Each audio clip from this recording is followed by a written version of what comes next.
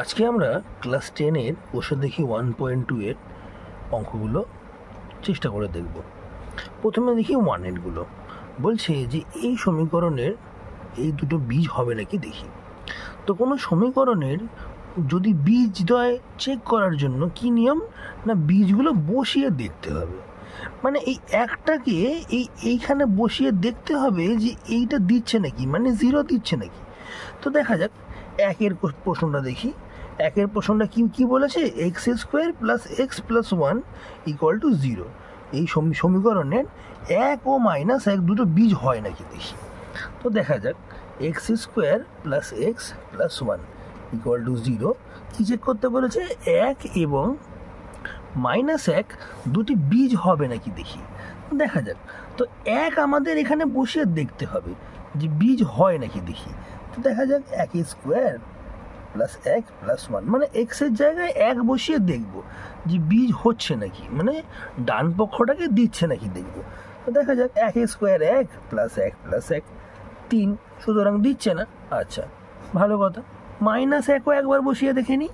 -x² plus x এর value -1 + 1 -x² + 1 plus -1 আর +1 +1 -1 কেটে গেল 1। দেখো শূন্য দিচ্ছে না, কিন্তু দিচ্ছে 1 অথবা 3, সুতরাং এই দুটো এই সমীকরণের বীজ হবে না। পরেরটা দেখি। পরের অঙ্কটা কি বলেছে, পরের অঙ্কটা বলেছে 8x² + 7x = 0, যেখানে 0 আর -2 বীজ কিনা চেক করতে বলেছে। আচ্ছা, 8x² + 7x = 0 কি চেক করতে বলেছে, 0 এবং -2 বীজ হবে নাকি চেক করতে বলেছে। 0-র জন্য 0 বসিয়ে দেখতে হবে যে ডান দিকটা 0 পাওয়া যায় নাকি। দেখা যাক, x এর জায়গায় দেখো 0 বসিয়ে দিলাম। তো 0² 0, 8-এর সাথে 0 গুণ করলে সেটাও 0 হয়, আর 7-এর সাথে 0 গুণ করলে সেটাও 0 হয়। তো একটা এলো 0 একটি বীজ, কিন্তু -2 বসিয়ে দেখি। x এর জায়গায় -2 বসিয়ে দেখি। -2² 4, 4 × 8 প্লাস প্লাসে মাইনাসে মাইনাস হবে, -7 দুগুণে 14, তো 32 - 14 মানে 18। দেখো কোনোভাবেই এটা 0 কিন্তু আসছে না, সুতরাং এটি বীজ নয়, এটি বীজ। সুতরাং যদি এই দুটো চেক করতে বলে, দুটোর মধ্যে এটি একটি বীজ হচ্ছে, কিন্তু এটি নয়। নেক্সট আমরা দেখব 3 নম্বরের অঙ্কটা। x + 1/x = 13/6, 5-এর 6 ও 4-এর 3 দুটো বীজ কিনা চেক করতে বলেছে। তাহলে দেখা যাক, আমরা আগে অঙ্কটা টুকি।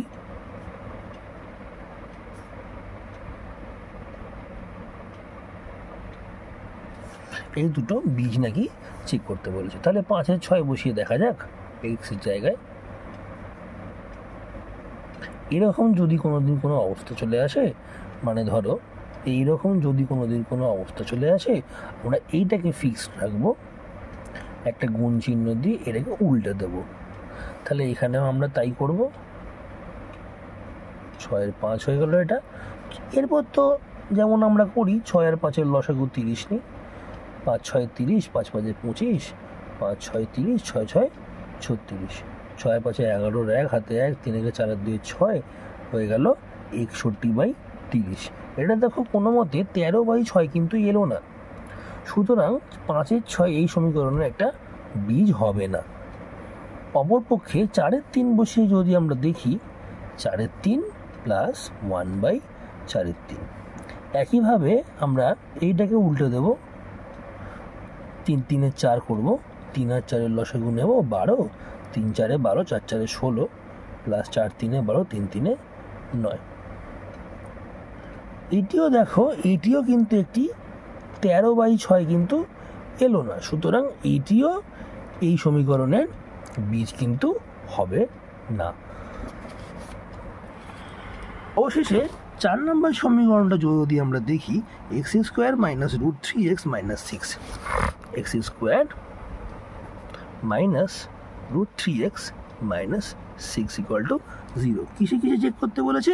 -√3 ও 2√3-তে। -√3 এবং 2√3 এর জন্য। -√3 এর জন্য দেখি x এর জায়গায় কি বসাবো? -√3। দেখো শুধু x এর জায়গায় -√3 বসাবো, বসিয়ে দেখবো এইটা আসে নাকি, মানে শূন্য আসে নাকি। -√3² প্লাস √3 প্লাস 3, মাইনাস স্কোয়ার করলে প্লাস হয়, আর √3² করলে 3 হয়। আচ্ছা, √3 3, মাইনাসে মাইনাসে প্লাস, আর -6টা যেমন আছে তেমন বসে যাবে। 3 আর 3 6, -6 মানে 0, তার মানে -√3 একটা বীজ হলো।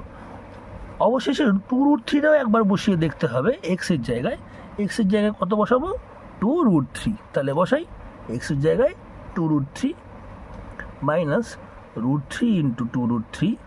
শুধু x এর জায়গায় 2√3 বসাচ্ছি। দেখো 2 স্কোয়ার 4, √3² 3, 3 4 12, -√3 গুণ করলে 3, 3 দুগুণে 6, -6, 12 - 6 6, -6 মানে 0। সুতরাং এটিও একটি বীজ হলো, এটিও একটি বীজ হলো।